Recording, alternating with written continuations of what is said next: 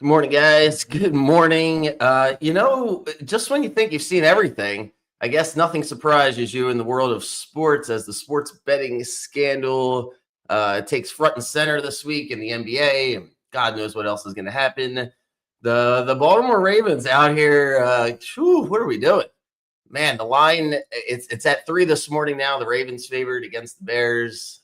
Who knows where it's going to go? I imagine it gets closer to 2 by the time they kick off today, as everybody realizes that Lamar's not playing. So no Lamar Jackson. And this is my take on it because I feel like I'm one of the only people that really thought there was a chance he wasn't going to play to begin with last week. And then even as he was practicing this week, I wasn't sold on it because he never says anything. So if you actually just read the reports and read Hardball's quotes, you don't really get the full gist of it. But if you listen to him, man, he always sounds something's off. Something is really off. So they realize that Lamar wasn't a full participant in practice. And if it's gamesmanship against the Bears, then as a Ravens fan, you're happy about it, right? That would help your team. But if you bet on the Ravens, you're not happy about it. That's for sure. And a lot of local people obviously bet on the Ravens. So that's number one. And then what about people buying tickets to go to the game or making plans to go to the game because Lamar's playing? I do think that's a deciding factor for a lot of people. It'll be interesting today because they have put so much pressure on themselves now to win this game against the Bears this morning or this afternoon. And I can't get behind it. I don't see the path to victory, really. I feel like this is a terrible matchup for the Ravens without Lamar. I look at the Bears defense and I'm like, they're weak in the secondary. Yeah, they got all the injuries. We can all read the same things and look at the same statistics, but we're not really going to stretch the field here with Tyler Huntley, and Hopkins isn't going to play, I don't think. I just think if we try to run the football right down their throat and try to shorten up the game, I just don't know if that's going to be the right way to go about beating the Bears. Their middle linebacker, Tremaine Edmunds, is, I think, one of the best players in football. He's going to have a big game. He was going to be tasked with keeping the eye on Lamar. He's going to roam the middle of the field. It's where the Ravens are going to try to go down and cook. I don't know. I'm very skeptical. And then on defense, it is a wild card with Caleb Williams. I think that's why the Bears, it's hard to have a firm opinion on him because if you're watching, you're like, I don't think so, right? This guy's probably not ready. But then he has a couple splash plays. And what he does well is he can rip the ball all the way down the field. So are they going to get beat on a couple long passes? What's the karma and the energy like? Did the players know Lamar wasn't playing? I am fascinated by what's going to happen today. It can't be, it's not like, oh, we just won, no big deal. It's like, man, we win this game. Lamar comes back on Thursday, knock on wood, you're feeling great. We lose this game. You already see reports saying that sources say Lamar is going to play on Thursday. They just keep doing this, right? Setting you up for, I don't know. I said it and I've been saying it. If I'm Lamar, this is the perfect storm for me to take my good old time to get back on the field because it is clearly a different football team without me if I'm Lamar. And I don't know if it makes him a bad person or not taking this time getting back, but I do think that's what we're experiencing. We're 1-5, and the pressure now on the Ravens today it feels like a lot. The 45.5 feels like too many points.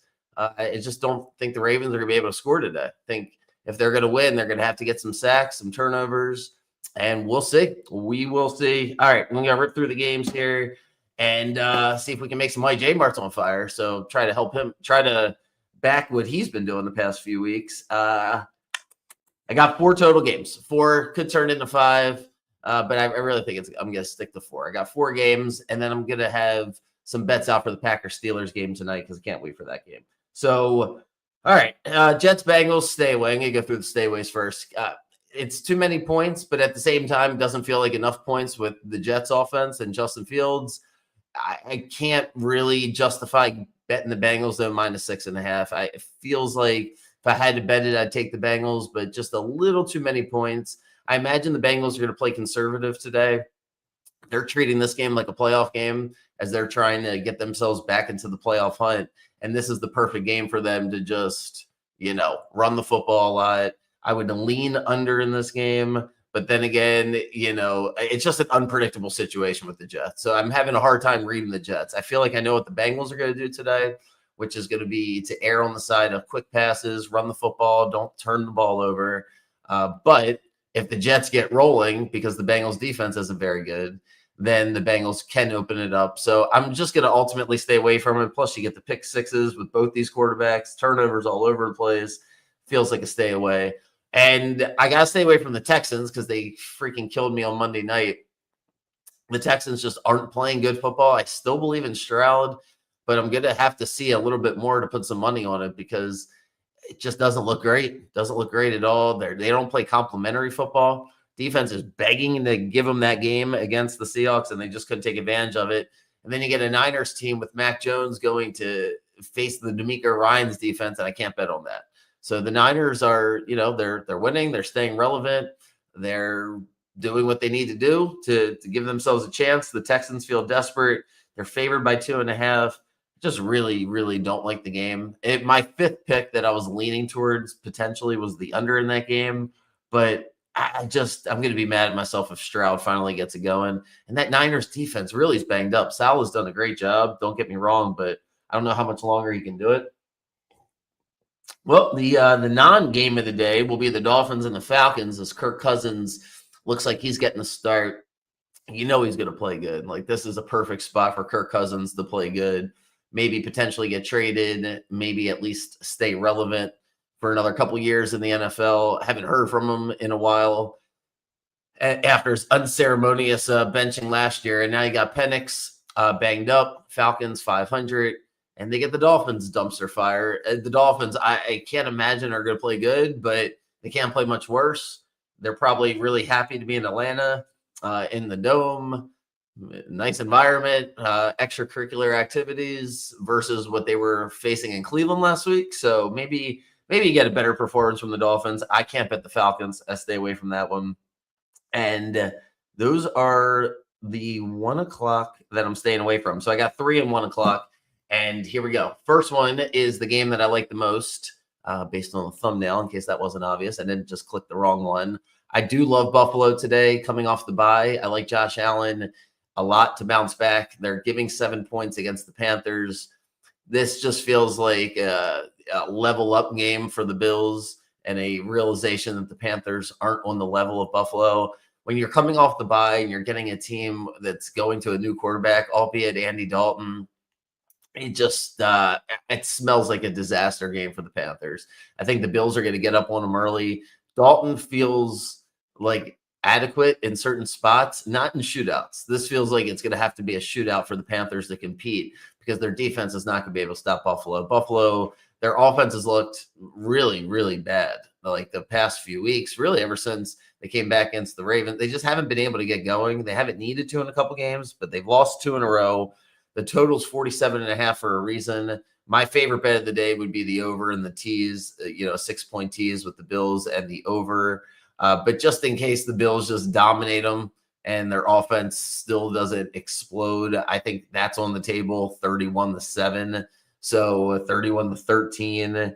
There's a lot of different things in there that can, 31-10, and then you're flirting with the 41.5. So I'm ultimately just going to go Bills, but if you had to do a teaser today, I would lump them in there. It's one of the games I feel the best about so far this season. Just think it's a great matchup for Buffalo. So I'll give the 7. I normally don't do that. And I'm going to do the same thing in the second game is I'm going to give the 7 with the Eagles.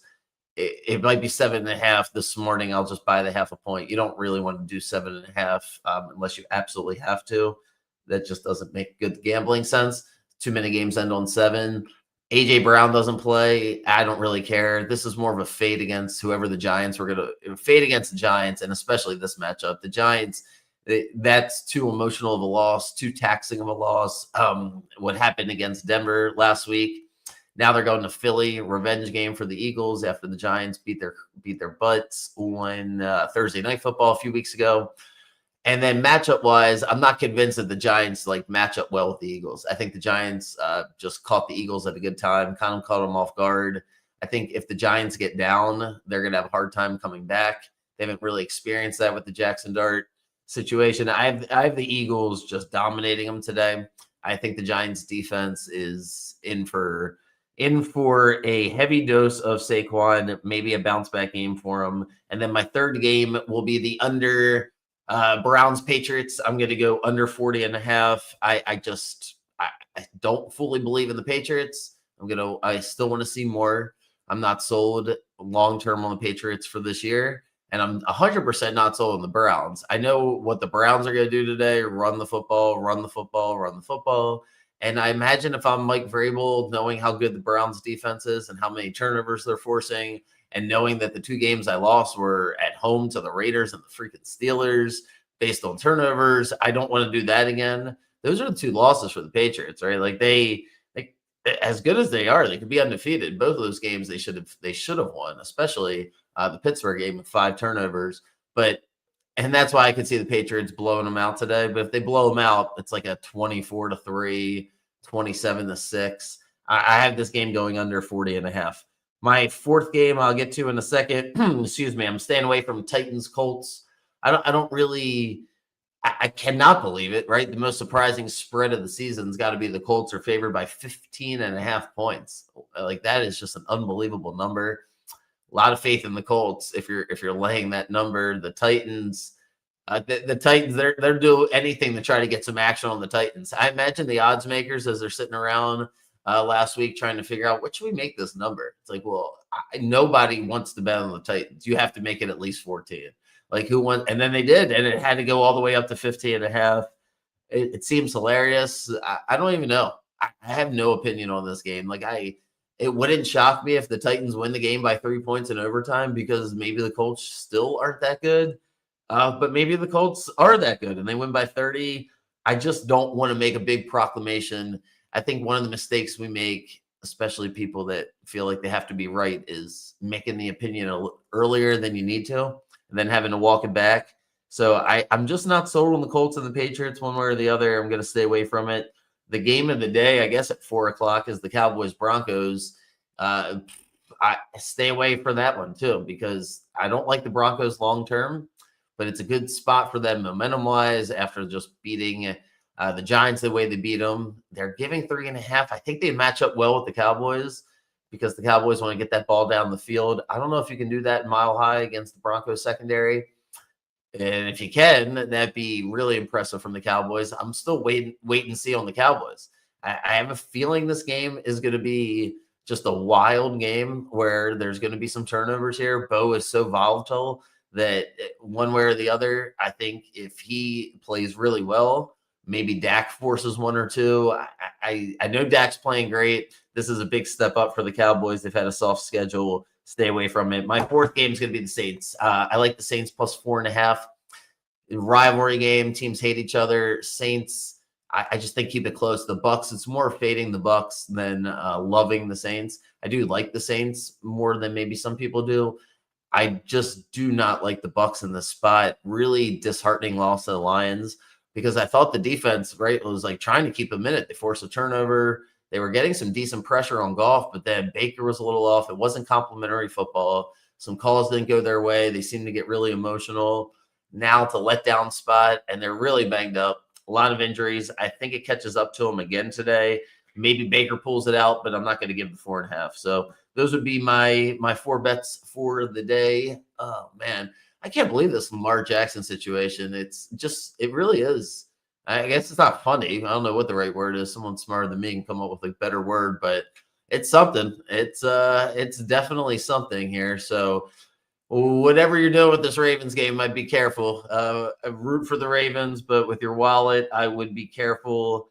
I'll put out what I think is going to happen in the Steelers-Packers game tonight. My first thoughts, just going into that game, and then I'll get out of here, is Packers just, I don't know what the ceiling is, but it doesn't feel like the Super Bowl. Like, they feel like an above-average team, and they dominated the Lions to start the season. Maybe that was just like opening day. Their record looks pretty good.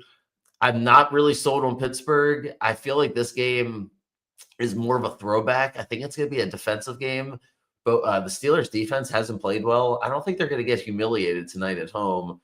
I think it's going to be more of a defensive matchup. So that's my first thoughts on it. Number seems a little high at 45.5. If you're betting baseball the past couple of days, wow. Yeah, if you figured out both those games, good for you. But Yamamoto was great. I just stayed away from it. I felt like I was going to take the Dodgers, and then I felt validated in game one because my heart was like Dodgers just beat the crap out of the Blue Jays. But then my head was like, I think it's a tricky spot. And then yesterday I wasn't sure. I mean, the Blue Jays really should have gotten some runs in the first inning. They couldn't do it. And then the Dodgers hold on it. And then we get game 3 tomorrow. So if I got an opinion on it, I'll certainly share it. I just didn't have one in the first 2 games. So already, I think I got through it. All right, good luck. Yeah, I'll be here in the morning, and whatever you're doing, responsibly. Hopefully, good luck. All right, see you guys.